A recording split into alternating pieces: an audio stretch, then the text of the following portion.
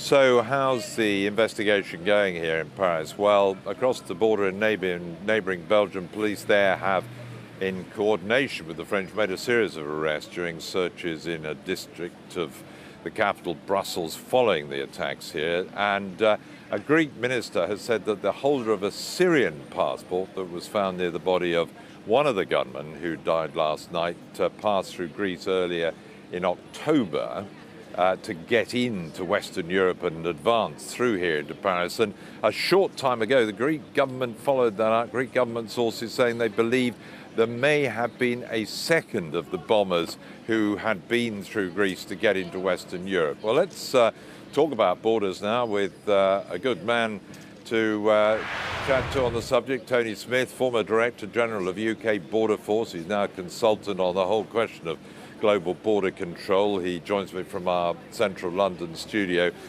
Tony Smith, very good evening to you.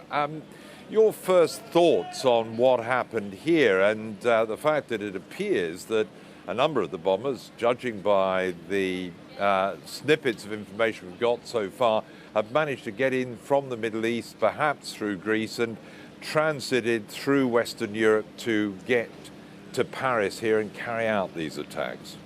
Yeah, very unusual and very worrying, actually, that this information has emerged.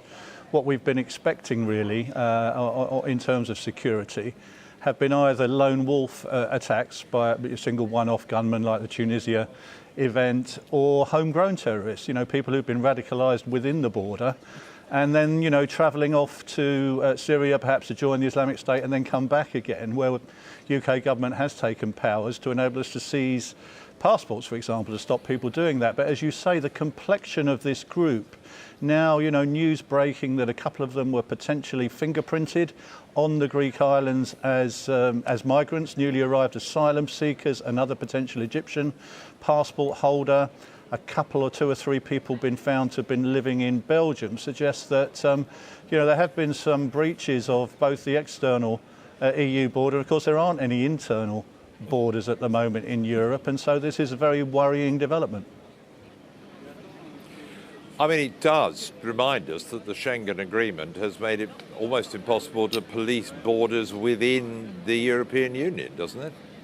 Yeah, well, one of the priorities in border security these days is to stop terrorist travel. That was a key recommendation that came out of the 9/11 report.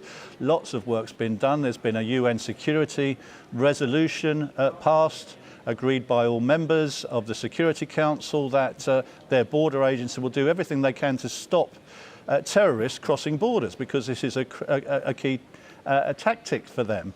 Unfortunately, because there aren't any borders in Europe, it's extremely difficult for the EU to track people once they're in. What should happen is a very thorough identification and screening process at the first point of entry. But of course, the sheer numbers, with a fourfold increase in migrants entering the EU irregularly, just in the first 10 months of this year over last year, which was a record number, means it's extremely difficult for border agencies in places like Greece and Italy to do all of those checks. And of course, once people are on shore, then they're free to roam around the Schengen group without further challenge. And is there much the French government or any others can do about it?